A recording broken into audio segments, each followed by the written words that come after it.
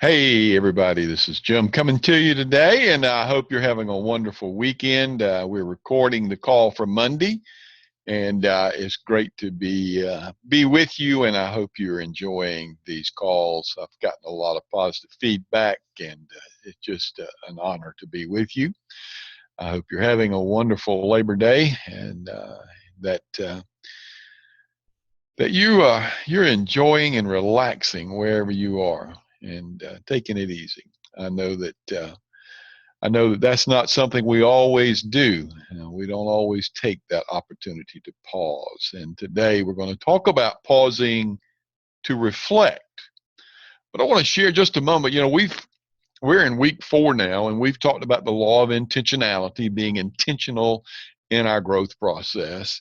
We've talked about the law of awareness, being aware of who we are. And then we've talked about the law of the mirror, looking at ourselves and looking at our self-esteem. And then today we're going to talk about the law of reflection.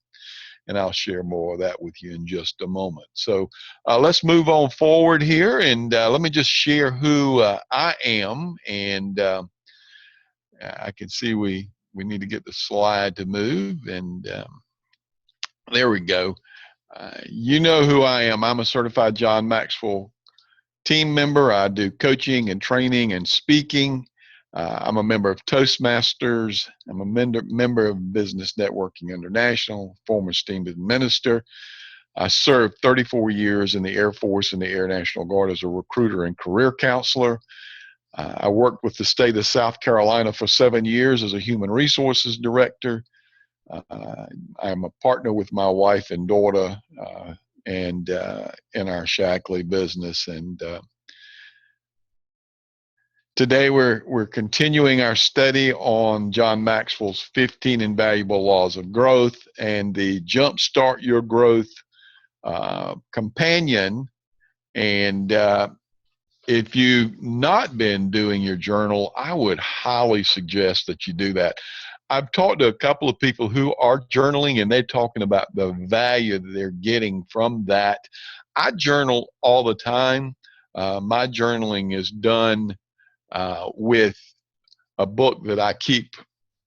In fact, I go through a couple of these a year. It's just a little book that you can get. But anyway, I would recommend that you do that along the way. So today we're going to talk about the law of reflection. But before we do that, let me go over the goals one more time real quickly. I want you to realize your potential, believe in yourself, increase your level of success, and become intentional in your life and in your business. And the way this law of reflection helps us in that journey is it says this. The law of reflection is about taking time to pause, and learning to pause allows us to grow, and it allows our growth to catch up with us. A lot of times it just goes away so quickly that we forget about what we're growing and how we're growing. Peter Drucker, who is recognized as the father of the old system of management that we tried to teach many years ago, and it's one that's progressed into now what we call as ISO 9000 and things like that about management. But what he says is that follow effective actions with quiet reflection, and from the quiet reflection will come even more effective action. So that's one of the reasons that we want to talk about the law of reflecting and the law of reflections. There are many different ways of growing and the infinite number of lessons that can be learned in life. But there's some kind of growth that come to us only if we're willing to stop and pause and allow those lessons to catch up with us. And so today we're going to talk about those, and we're going to talk about the power of pausing. And there's a story that John shares in his book about the Coca-Cola company. And some of us probably remember, while we don't endorse Coca-Cola, of course, but the story is about Coca-Cola and their tagline that they used for many years. And it said this: Coke, the pause that refreshes. And that's what reflection is to us as we desire to grow. Learning to pause allows us to catch up. And so if we think about reflecting, reflecting turns our experiences into insight.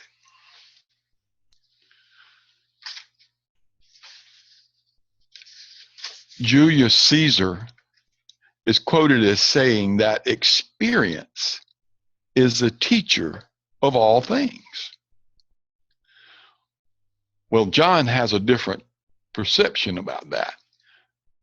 John says that the best experiences are evaluated experiences. Because when you evaluate your experiences, then you are reinforcing the lessons that you learn.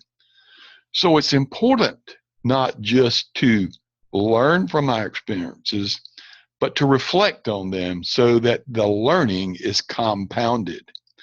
And there's some questions that you might want to ask as it relates to your reflecting in your experiences and how you learn.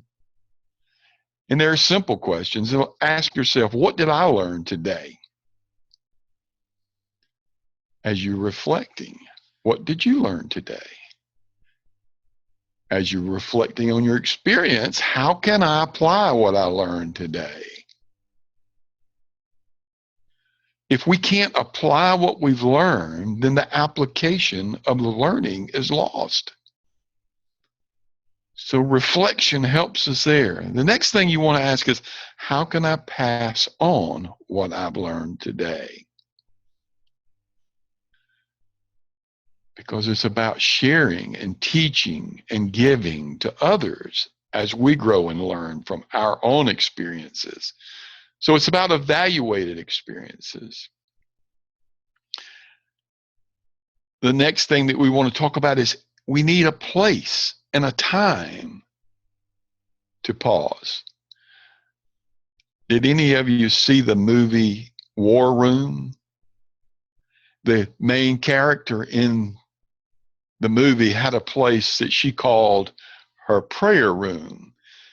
But it was a place not only where she went to pray, but she reflected on what was going on around her and the people that she was associated with. Do you have a time and place to go reflect? We need to pause with intentionality.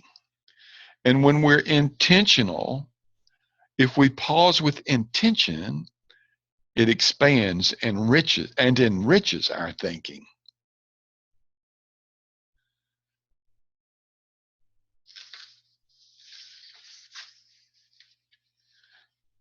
And then the next one is, do you take time to pause? And if you do, I want you to take time to pause, especially as leaders. We need to pause. And there are 4 I's that I want to share with you as it relates to taking time and pausing. The first one is to investigate or investigating our thoughts and our experiences.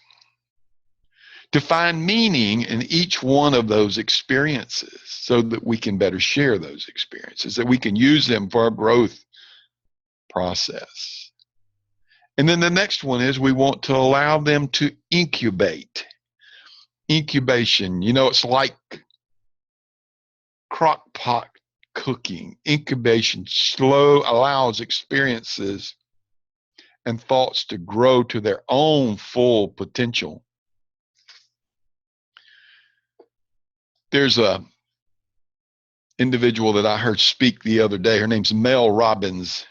She's a former attorney, and now she has her own radio show, and she's written a book. And one of the things that she's written about is the 5-second rule, and that if you have a thought that you don't take action on in 5 seconds, that thought is going to disappear.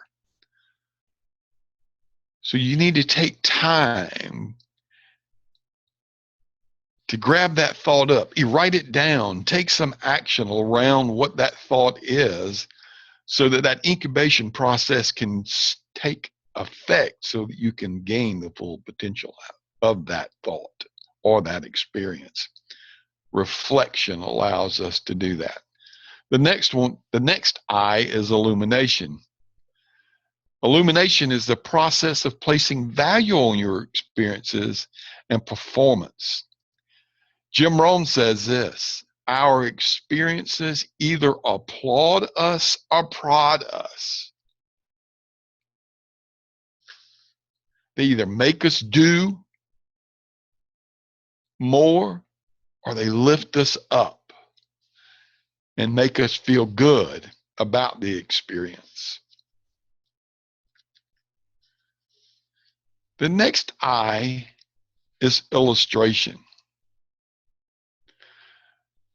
In the process of expanding your experiences into teachable lessons, it goes back to the very beginning, where we gain insight and understanding about our experiences. When we evaluate those experiences and we learn from them, then we can use it as illustrations to teach others.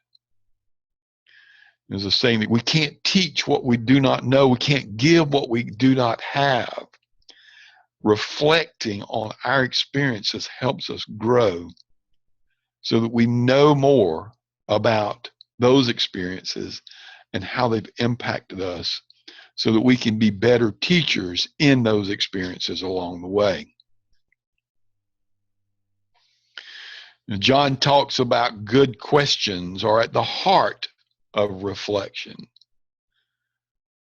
For all reflection, we have to ask the right questions. If you want good answers, then you have to ask good questions. So what are some of the questions that you might ask yourself? As I said, good questions are at the heart of our reflection. So here are a few questions that I think are beneficial to us as we begin our reflecting process, to help us gain personal awareness of who we are and what experiences we're having and how we should reflect on them. The first question that they talk about is, what is my biggest asset? This is usually a mental trait. And for me, I think that my biggest asset is my attitude.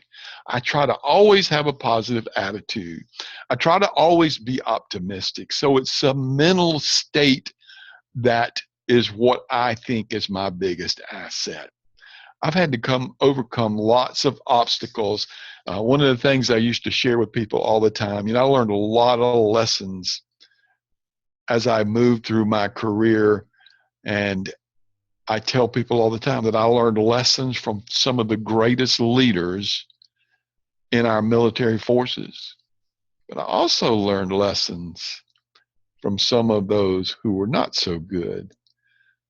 And I was always able to maintain a positive attitude, even in the times when I didn't work for the best leader.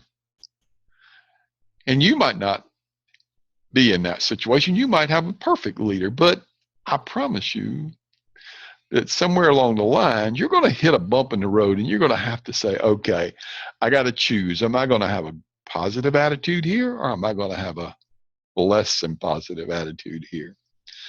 The next question is, what is my biggest liability? usually our attitude or some habit that we have is our biggest liability. I have one of those liabilities, and if you look procrastination up in the dictionary, you're going to find my picture right next to it. I know what I need to do, but I oftentimes find that I have other things that I want to get in between what I really need to do, and that's just a procrastination piece. It's the enemy, procrastination is, and we need to overcome that. So what is your biggest liability? Take some time, reflect on that. I have, and I know that I'm so good at procrastination that I can teach it. So what is my highest high? What is that one thing that has lifted me above everything else? An emotional response to life. What is that? There is nothing I can think of. I've had a lot of wonderful things that have been highest highs in my life, and I would be remiss if I didn't mention a couple of them. Of course, marrying my beautiful wife was absolutely one of the best things that I've ever done in my life. I married way up, so it really helped me along the way. Having children was amazing. Well, being the father of children. But I'll tell you that those grandbabies, and when that first grandchild was born, I can't think of too many higher highs that I've had in my life. And I have been at the top of Maslow's hierarchy of needs. I know what self-actualization is, but I can tell you from the bottom of my heart, there is nothing that has been more higher in my life than the beauty of the birth of a grandchild. So here are 3 questions, and you've heard these questions, that can help you understand about what's your highest high. What makes you cry? What makes you laugh? And what makes you sing? It's about joy. It's about that emotional response to life. And of course, we have to ask ourselves the opposing question: what is our lowest low? The death of a loved one, the death of a friend, the loss of $100 bill, whatever it might be. There are lowest lows in all of our lives, and we have to know what those are. When we know those, then we are better able to serve others. But it helps us grow as well. The next question is, what is my most worthwhile emotion? What drives you to success? What emotion is that makes you get through that barrier that stands between you and where your dreams are? What is it that stands between you, and how do you get beyond it? What is that emotion that is most worthwhile to you?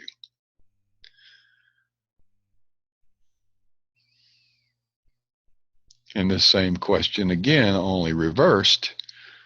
What emotion is the least worthwhile to you? What emotion holds you back from accomplishing those things that you know you need to do, whether it's in your personal growth life, whether it's in your Shaklee business? What is that emotion that holds you back? We all have them, and through reflection, we can see and understand those and use them as we grow. So the next question is, what is my best habit?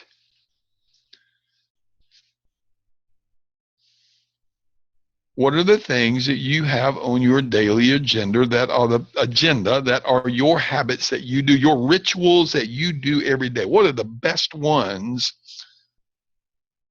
on your list?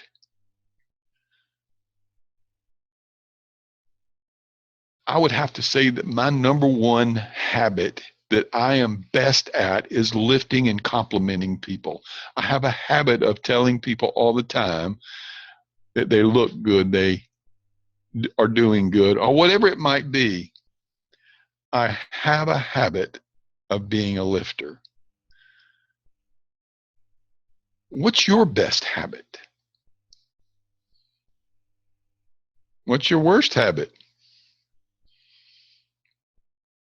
It's a limitation. And what habit is it that's keeping you from not accomplishing what you need to accomplish? What are those rituals that you can't seem to get past? Those tapes that are running in your mind that hold you back, that are really habits.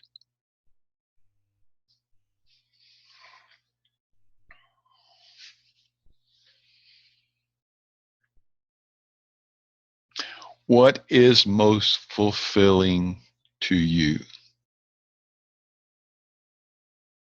What is it that fires you up?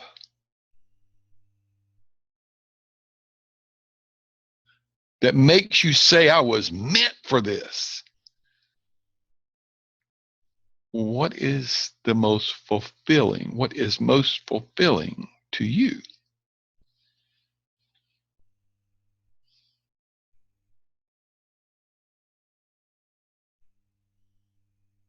The next question is, what is my or your most prized possession?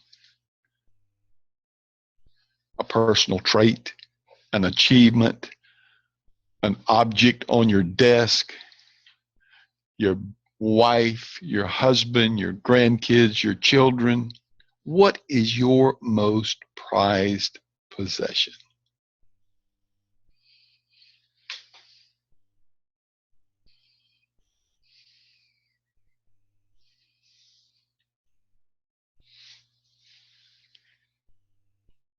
Are you tuned into these questions?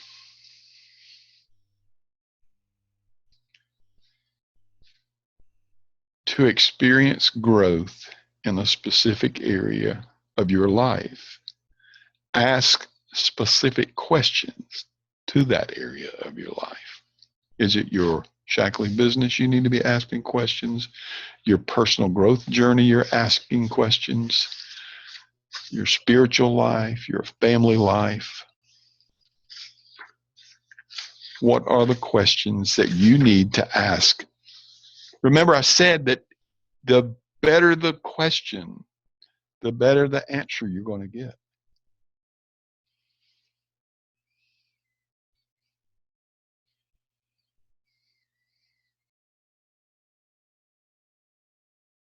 The journey will be worth it.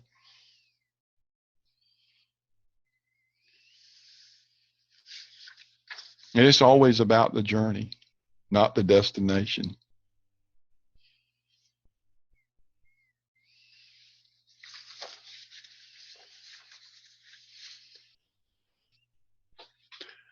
I would conclude by saying that the journey is absolutely worth the trouble.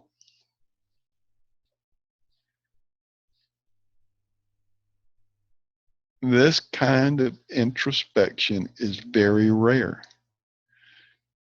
Seeking to know oneself is the key to reaching your own potential. You've come this far, so don't slow down. And here's the thing that's just so important. If we want to grow our businesses, we have to grow ourselves. It's been said by many of those past thought leaders like Jim Rohn, Tony Robbins, John Maxwell. You know, there are just so many people who talk about the fact that we have to grow before we can grow others and before we can grow our businesses.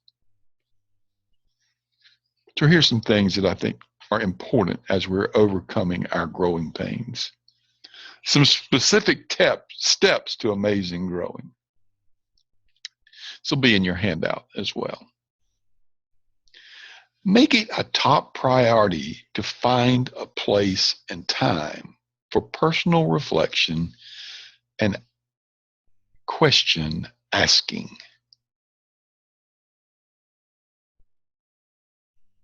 Make it a priority. Schedule time. Don't hope you'll find the time. Do it. Pause and reflect.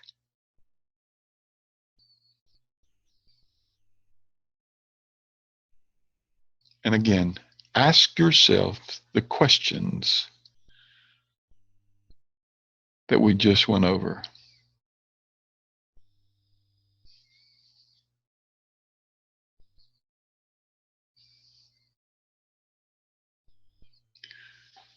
We all walk with the limp we got. And personal growth and change starts with personal awareness that is found in personal reflection and pausing to reflect every day. Well, I hope this lesson was of value to you. And the great thing about teaching these lessons is this, is that the teacher always becomes the student. And when I teach, I learn. And I appreciate each of you. And I am so glad that you're on the call.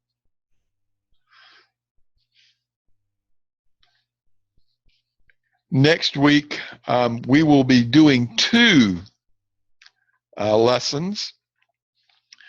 We'll be talking about the law of consistency and the law of environment. And I'm going to try for the next couple of weeks to do 2 lessons at a time. So it may mean that we'll go a little over the 35 minutes, maybe 45 minutes, but we'll get them done. And then there are a couple of other lessons at the end, more toward the end, that I will spend the full time just on. So I hope you have a wonderful week. I look forward to our reconnecting next week. Enjoy your day off if you have a day off. If not, enjoy your day anyway. And I wish you much time and in your reflecting on your journey and where you dream to be. Thanks again. Look forward to seeing you soon.